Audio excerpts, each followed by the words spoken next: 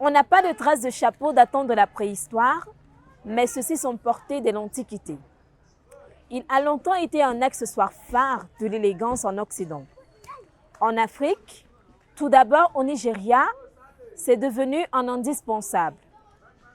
Au fil du temps, le port du chapeau est devenu un accessoire de mode au Cameroun. C'est au quartier Vogada que l'équipe d'Investir Innover en Afrique TV s'est entretenue avec Souraya, jeune entrepreneur qui s'est lancée dans la confection des chapeaux depuis plusieurs années.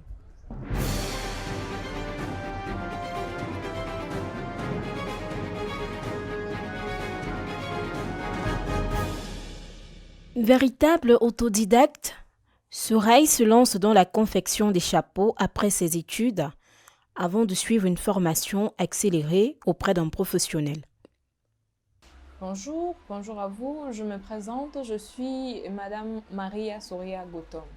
Alors, je suis une jeune Camerounaise qui, depuis quelques années, s'est lancée dans l'entrepreneuriat.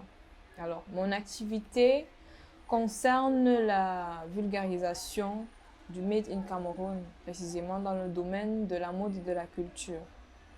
À cet effet, nous avons plusieurs activités dans l'entreprise, dont la fabrication de chapeaux, la confection de vêtements et accessoires et plusieurs autres fabrications de plein de choses d'artisanat qui mettent en avant, n'est-ce pas, les talents locaux.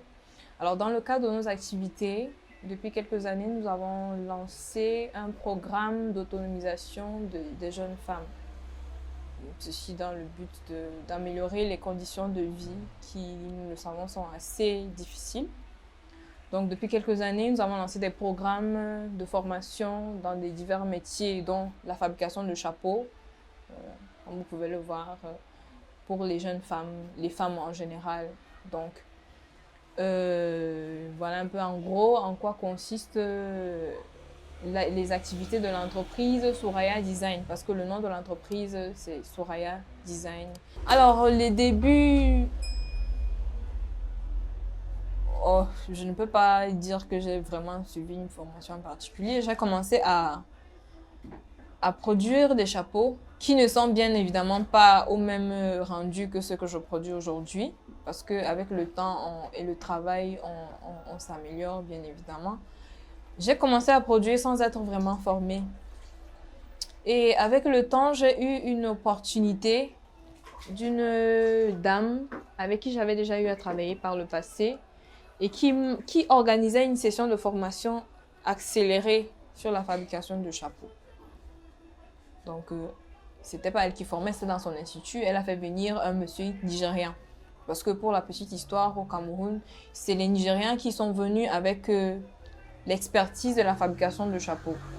Donc, avec ce monsieur, j'ai suivi une formation accélérée, je vais le dire ainsi, et qui, au sorti de là, m'a permis de mieux parfaire les connaissances que j'avais déjà de façon brute sur le métier de fabrication de chapeaux.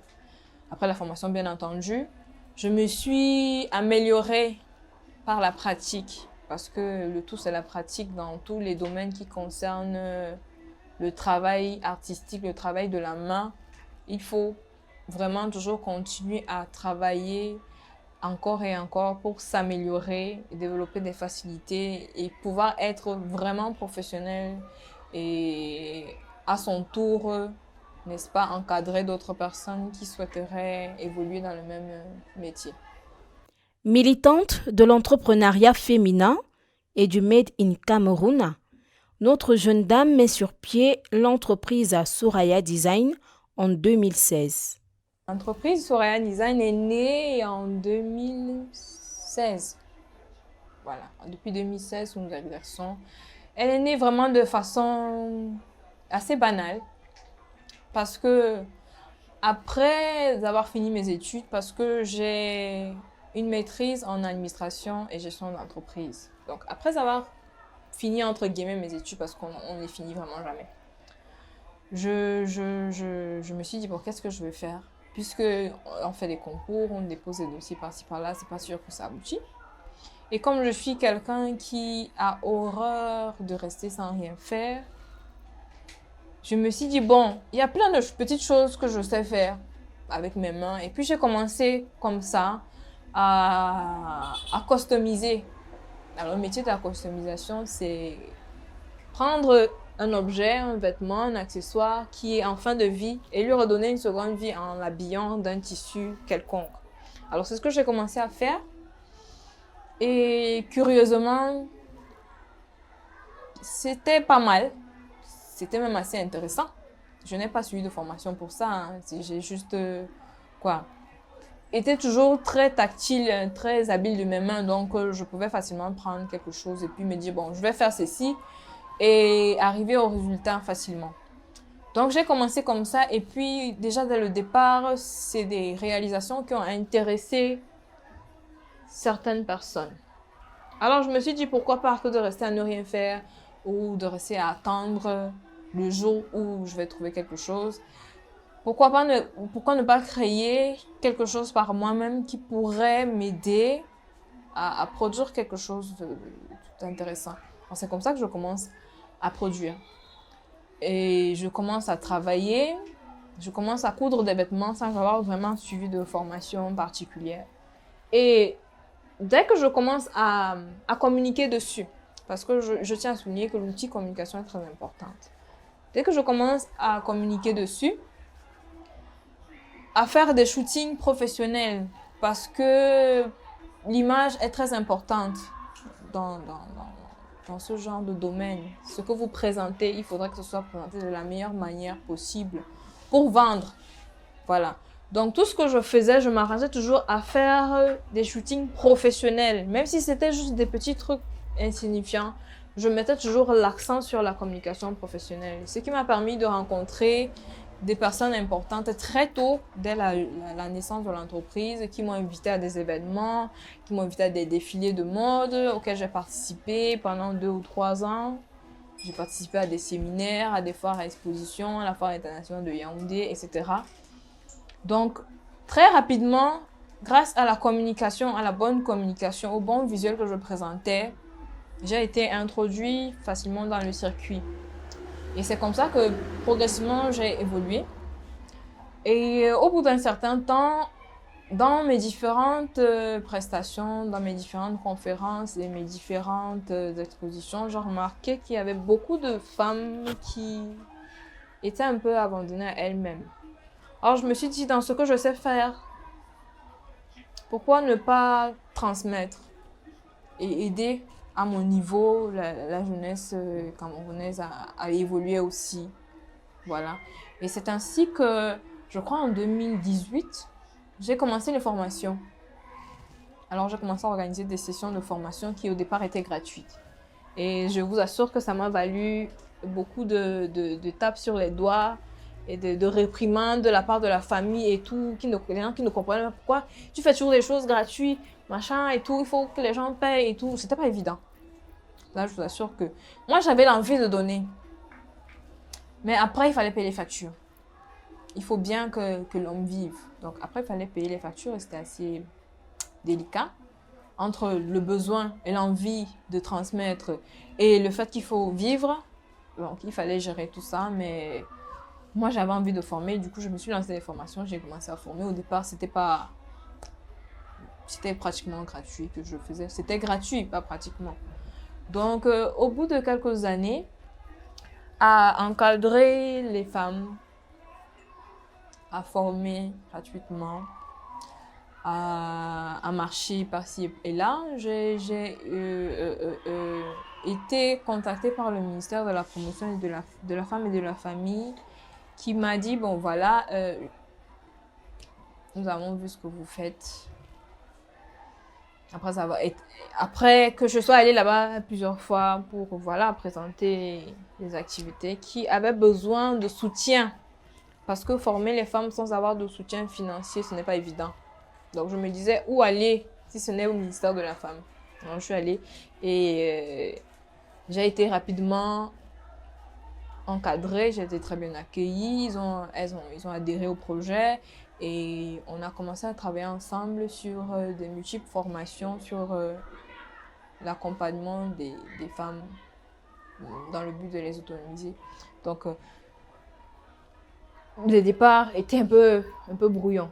Mais avec le temps et très rapidement, par le travail, par l'envie toujours de rester professionnel dans tout ce que nous faisons, l'entreprise a pu décoller et évoluer jusqu'au niveau où elle est aujourd'hui. Et on a encore beaucoup de chemin à faire parce que il y a beaucoup de projets qui sont en cours, qui ont besoin de financement pour que ça puisse s'étendre, pas seulement sur les personnes qui sont ici, dans la ville capitale, mais ailleurs dans le pays, parce qu'il y a des personnes qui peuvent être dans le besoin. Et nous avons besoin de financement pour mieux asseoir l'activité et pour pouvoir être en mesure de mieux aider la jeunesse camerounaise. Des chapeaux divers pour tout type de cérémonie. Nous produisons des chapeaux pour tout type de cérémonie. Tout dépend du besoin. Bien entendu, c'est des produits qui ont un certain standing, qu'on ne porte pas n'importe comment. Et donc, il faut que ce soit vraiment pour des cérémonies comme des mariages, des deuils, etc. Mais ce que je tiens à souligner, c'est que de plus en plus, les Camerounais, les femmes, sont en train de se familiariser avec le concept de chapeau de cérémonie, parce que par le passé, ce n'était pas vraiment ça. Voilà, on avait nos foulards et tout, c'était tout. Mais de plus en plus, si vous observez sur le marché, si vous observez dans les cérémonies, même à l'église, vous allez voir de plus en plus des femmes porter des chapeaux particuliers. Voilà, elles vont aller sur le net, elles vont voir un modèle. Bon, mais les Anglais là, c'est ça que je veux. Donc, de plus en plus, ça devient de plus en plus vulgaire. Et ça n'a pas de saison particulière. Il suffit que quelqu'un ait un événement, heureux ou malheureux, et puis vous pouvez produire. Donc, ça n'a pas vraiment de saison particulière. Pour confectionner ces chapeaux, Souraï utilise quelques produits locaux et ceux des pays voisins et même étrangers. Le matériel utilisé pour faire les chapeaux au Cameroun sont principalement la paille. Il y a différents types de paille. Il y a la paille qu'on appelle la paille nigériane, qui vient du Nigeria, qui est un peu plus rigide. Il y a la paille chinoise qui vient de la Chine, qui est un peu plus légère. Il y a les chapeaux qu'on fabrique avec la paille et la crinoline. Et les chapeaux qu'on fabrique avec la crinoline. Il y a des chapeaux qu'on fabrique avec le satin. Bref, mais le matériel principal de fabrication de chapeaux, c'est la paille. Donc voilà. Tout le reste, ce sont des variations, mais ça vient d'abord de la paille. Voilà. Notre jeune entrepreneur a réussi à écouler ses chapeaux vers l'extérieur. Les chapeaux s'écroulent un peu partout, hein. Comme je l'ai dit dans mon propos précédemment, tout dépend de la communication que vous faites sur votre produit. Tout dépend de votre cible. Parce que tout cela, pour mieux vendre, il faut faire un peu de marketing. Étudier, voilà. Cibler à qui vous voulez vendre. Est-ce que vous voulez étendre? Comment ça peut se faire? Il faut vraiment, c'est la communication. Donc, vous pouvez vendre sur le terroir, même à l'extérieur, si vous communiquez bien. Donc, même à l'extérieur, mes chapeaux se vendent très bien. Donc, il y a plein de gens de l'extérieur qui passent des commandes pour aller revendre à l'extérieur. Le truc pour gagner l'extérieur, c'est qu'il faut être très fin au niveau de votre travail. Parce que les gens de l'autre côté sont très pointilleux au niveau des finitions. Donc, c'est ce qui peut vous faire avoir un ticket de client de l'autre côté ou pas. Donc, tout se trouve réside au niveau de la communication que vous faites sur votre produit. Des difficultés, Souraï en rencontre et continue d'y faire face. Les difficultés, il y en a tellement. Il y en a tellement que je ne sais même pas par où commencer. Les difficultés, il y en a beaucoup. Les difficultés principales actuellement se trouvent au niveau de la disponibilité du matériel, la cherté des prix, parce que quand on augmente le carburant, on se dit que c'est juste le carburant, mais ça a un impact sur toute l'économie. Donc, la disponibilité du matériel, les prix qui augmentent sans préavis et on est obligé de gérer avec. difficulté au niveau du matériel même présent sur le marché. Parce que les clientes, souvent elles viennent avec des modèles parfois qu'elles ont vus sur le net, sur une star. Et elles vont venir vous présenter, bon voilà, je veux ce modèle-ci. Sauf que quand vous regardez le matériel que vous avez sur le marché et vous regardez le modèle que vous devez réaliser, ce n'est pas sûr à 100% que le résultat sera le même. Pourquoi? Parce que les matériaux sur le marché ne sont pas identiques. Et forcément, il va falloir beaucoup réfléchir pour se rapprocher le plus, n'est-ce pas, de ce que vous avez comme commande. Donc, on a beaucoup de difficultés à ce niveau-là, la disponibilité du matériel. Donc, actuellement, je suis encore à la recherche des techniques de fabrication de ce matériel-là, même pour pouvoir le produire localement. Parce que jusqu'ici, nous achetons le matériel chez les Nigériens ou chez les Chinois. Donc, il faudrait essayer de trouver un moyen de produire la matière de base sur place, n'est-ce pas? Ça nous donnerait une meilleure latitude de mouvement dans ce que nous produisons. Donc, l'autre difficulté sur le marché se trouve au niveau des clientes qui parfois n'ont pas la bonne information sur ce que nous produisons. Vous allez voir qu'elles sont toujours un peu en train de minimiser le travail. Quand je dis minimiser, c'est surtout au niveau des prix. Voilà, vous allez acheter un matériel pour produire un chapeau peut-être de ce genre-ci. Vous avez acheté le matériel revient à 12 000 francs. Ok, je dis ça de façon banale. Vous avez produit le chapeau. Le matériel uniquement est à 12 000 francs. Ça, on ne compte pas vos heures de travail. Et vous allez proposer le chapeau à une dame. Elle va vous dire qu'elle a 5 000. Du coup, le moral est déjà down. Because you can't just be working for nothing. Ok? Du coup, quand vous entendez un truc pareil, ça vous casse même le moral. Ça peut faire que toute la semaine, vous travaillez même parce que vous dites, mais les gens ne réalisent pas. C'est pour ça que j'aime former. Parce que pendant que je forme, les femmes ont la possibilité de se rendre compte à quel point ce n'est pas évident de produire ce genre de travail et de pouvoir donner plus de valeur à ce que les Camerounais produisent. Parce qu'on donne beaucoup de valeur à ce qui vient de l'extérieur parce que c'est moins cher. Voilà, ou parce que les gens ont beaucoup de raisons. Je vais pas m'étendre dessus. Mais ce qui est produit localement est tout aussi beau que ce qui vient de l'extérieur. Sauf que les prix sont supérieurs. Pourquoi? Premièrement, à cause du coût du matériel. Parce que nous, on achète le matériel, on ne produit pas localement. Ça fait aussi les prix. Deuxièmement, ce qui fait la différence, c'est qu'on ne produit pas en masse. Les autres produisent en grosse quantité. Ça fait qu'il y a une économie d'échelle et les prix peuvent revenir à moins.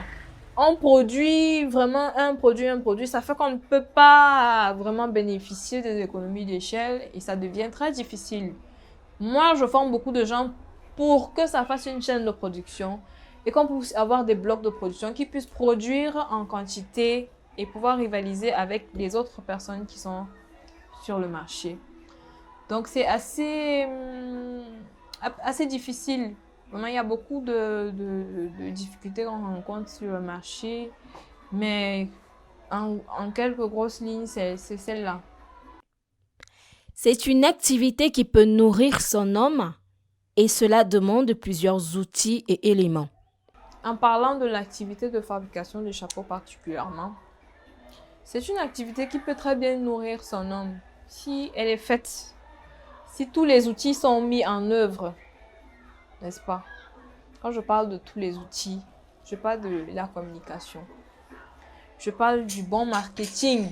Dans le bon marketing, il y a la bonne présentation du produit. Si tous les éléments sont réunis, ça peut très bien nourrir son homme. Si vous travaillez bien, parce qu'il faut aussi bien travailler. Il faut produire des choses qui sont fines, des choses qui sont précises. Il faut avoir de bonnes finitions. Il faut créer, parce que j'encourage beaucoup mes apprenantes à créer. Il faut avoir tout ça. Et si vous avez réuni toutes ces conditions-là, et que vous avez une bonne communication, je vous assure que c'est un métier qui nourrit très bien son homme. Vous pouvez très bien vous en sortir et gagner votre vie avec cette activité-là. Donc, pour ce qui est de la clientèle, Souraï les obtient grâce aux réseaux sociaux et beaucoup plus des recommandations. nos clients viennent d'un peu partout, des réseaux sociaux. Nos clients viennent des recommandations et beaucoup plus même des recommandations. Parce que une fois que vous avez travaillé pour quelqu'un une fois et que la personne a été satisfaite, soyez sûr qu'elle va en parler autour et que ça va agrandir votre carnet d'adresses. Donc, les clients viennent d'un peu partout, des réseaux sociaux sur lesquels on essaye de communiquer suffisamment, des recommandations et même dans la rue, si vous arrivez à un événement et si quelqu'un voit que vous avez quelque chose de... Donc, vous-même, vous devez aussi vendre sur vous. Voilà, on peut vous voir avec quelque chose et puis quelqu'un s'est dit, bon voilà, ça m'intéresse, est-ce que vous faites ça et tout. Donc, les clients viennent d'un peu partout, il faut toujours être prêt à répondre à la demande. Pour s'investir dans cette activité, il faut réunir plusieurs éléments en commençant par une bonne formation. Pour quelqu'un qui veut se lancer dans la fabrication de chapeaux précisément, le conseil que je pourrais lui donner, c'est de d'abord bien se former pour commencer. Parce que vous ne pouvez pas vous lancer dans quelque chose sans vous former. Il faut prendre sur soi, il faut faire le sacrifice de la formation parce que c'est pour vous. Beaucoup de gens se lancent dedans comme ça. Et puis, à des moments, ils sont butés parce qu'ils ont des commandes qu'ils ne peuvent pas réaliser parce qu'ils n'ont pas été formés. Donc, il faut d'abord travailler sur soi. Il faut aller vers la formation. Il faut mettre les moyens en jeu pour être bien formé, pour être compétent avant de se lancer. Une fois que vous êtes compétent, vous devez maintenant vous entourer de bonnes personnes. Puisque c'est possible, si vous pouvez le faire, communiquer vous-même, c'est très bien. Mais si vous ne pouvez pas communiquer vous-même, vous pouvez prendre un professionnel pour communiquer pour vous sur votre activité au niveau des réseaux sociaux parce qu'il faut faire usage de l'outil digital. C'était même d'ailleurs le sujet de la journée internationale de la femme de cette année. Il faut pouvoir utiliser l'outil digital pour communiquer sur tout ce qu'on fait. Donc, si vous ne pouvez pas le faire vous-même, il faut vous entourer de bonnes personnes qui pourront communiquer pour vous sur ce que vous proposez comme service et communiquer de la meilleure façon qu'il soit. Au niveau de l'image de ce que vous vendez, au niveau de tout ce que vous proposez. Donc, il faut s'entourer des bonnes personnes. Il faut se former. Il faut être capable de produire des choses bien qui vont être non seulement bénéfiques pour vous en tant qu'individu, mais bénéfiques pour tout ce que vous représentez. Parce que vous ne représentez pas que vous représentez une famille, une communauté, tout un pays. Donc, il faut être en mesure d'être à la hauteur de ce que vous voulez représenter.